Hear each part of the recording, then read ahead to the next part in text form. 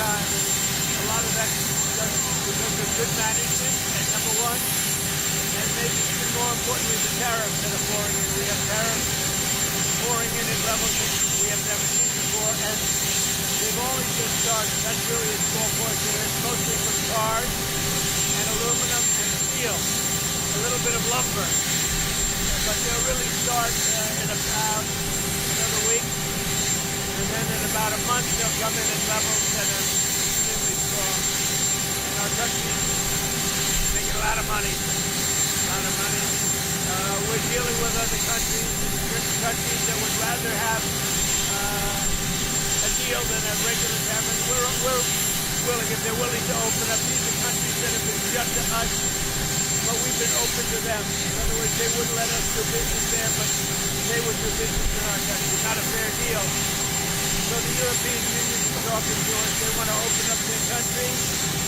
I would say Japan to a much lesser extent in terms of opening up their country. Japan, as you know, and we're very close to Japan, but they sell us millions and millions of cars a year. We sell them no cars because they won't accept our cars. And they won't accept much of our agriculture either. So,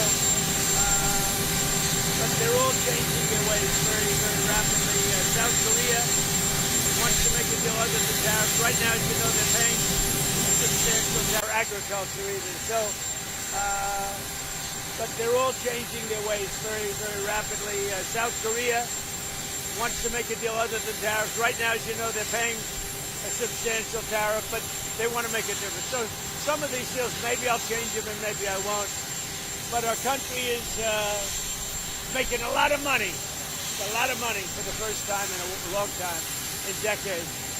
And that's the way it should be. We have a country that's, and I said it the other day to you people, we have a country that was dead. It was a goner 1 year ago, and now we have the hottest country in the world. Okay, questions? Mr. President, we got about $40 billion that would go to illegal benefits. What does that mean to the bottom line that we're taking away a lot of the fraud and abuse through illegal? We're getting rid of a lot of waste, fraud, and abuse. One of the reasons I think that you'll see the numbers start to be very good for the country, but I think more than anything else, we have tariffs coming in the will be hundreds of billions of dollars. What's the latest on Gaza, Mr. President? Gaza, we are talking, and hopefully we're going to get that straightened out over the next week. Let's see what happens. Mr. President, Newsom is fighting.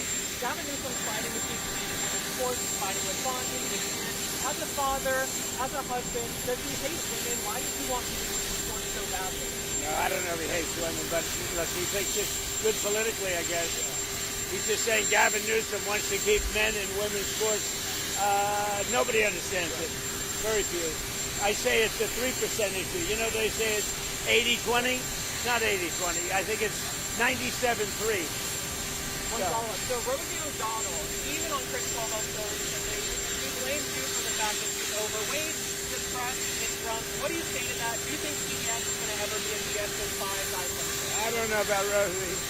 I watch Rosie. Rosie's a mess. She's a mess. But she left our country, which is a good thing, not a bad thing. Mr. President, On your NATO deal, can you talk to us about the details of the Well, I'm going to have a meeting with the Secretary General who's coming in tomorrow. But we basically are going to send them various pieces of very sophisticated military, and they're going to pay us 100% for them. And that's the way we want it. And we've been trying to get that again. I don't think Biden ever asked for it. We're in for about $350 billion. Europe is in for $100 billion. That's a lot of money, 100, but they should be in actually for more than us. So as we send equipment, they're going to reimburse us for that equipment. Doesn't that sound good? That's the way it should have been a long time ago. Just to follow up, are you still going to send education files to Ukraine? I haven't agreed on the number yet, but they're going to have some because they do need protection. But the European Union is paying for it. We're not paying anything for it, but we will send it. It'll be business for us, and we will send them Patriots, which they desperately need, because Putin really surprised a lot of people. He talks nice, and then he bombs everybody in the evening. So there's a little bit of a problem there, and I don't like it. Mr. President, is Dan Bongino still So I did. I spoke to him today. Dan Bongino, very good guy. I've known him a long time. I've done his show many, many times. And he sounded terrific, actually. No, I think he's in good shape. I was going to ask you, on this one-year anniversary of Butler, what was going through your mind this morning as you woke up to start this new day? Would you repeat that question? On this one-year anniversary of Butler, what was going through your mind this morning when you woke up? I know that you're praising God you're alive, but a lot of people want to know how you're taking this day on this one-year anniversary. God was protecting me. Maybe because God wanted to see our country do better or do really well, make America great again. But God was protecting me, Brian. I'll tell you, it's the more you think about it, the more you see it. But no, I don't like to think about it much. You know, I have a job to do, so I don't like to think about it much. It's a little bit of a dangerous profession being president, but I really don't like to think about it too much. I think you're better off not thinking about it. You were able to accomplish 20 promises so far. Yeah, I think we've more than delivered. Thank you for saying that. But, you know, we made a lot of promises, and we've actually given a lot more promises than we even made. And you add on that a tremendous success with the strike that we had, getting rid of nuclear weapons in Iran. That was a big, big strike. And, you know, when the pilots came to my office, they were there, you know, with some of the other people having to do with that strike. They said something very interesting. They said, you know, we've been practicing this for 22 years, but no president had the guts to tell us to do it. But this has been on our minds for many, many years, and we did it. And I would say from 0 to 10, with 10 being the best, that attack was a 15. What do you think about this new bill that's going to basically eliminate no capital gains tax on home sales to be able to free up the money people who own a house for a long time can't afford to pay the capital gains? Yeah, well, we're looking at that, and it could be a very big positive. I don't think for you, because you make so much money. On Russia, But I think it's going to be a great incentive for a lot of people that really need money. Between that and Jerome Powell stepping down, that could really boost home sales. Well, I think if Jerome Powell stepped down, it would be a great thing. I don't know that he's going to, but he should. Jerome Powell's been very bad for our country. We should have the lowest interest rate on earth, and we don't. He just refuses to do it, and yet he's spending $2.5 billion rebuilding the Fed, the Federal Reserve building.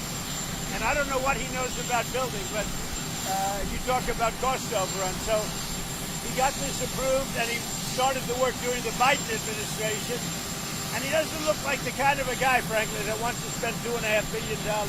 And it's very interesting because out of 71 economists, one person, me, and then one other person, I think from Wharton, got it right, and the others were all wrong in terms of the success of our country this quickly. We have no inflation. We have cash pouring in. It was me and somebody else. And I can tell you, I don't need 5,000 people working for me behind the scenes like Jerome Powell to tell him what he should say once a month. Because they got it wrong. The Fed got it wrong. I call him too late. He's always too late. Every point costs us $360 billion. Think of that. And we should be 3 points. That's almost $1 trillion.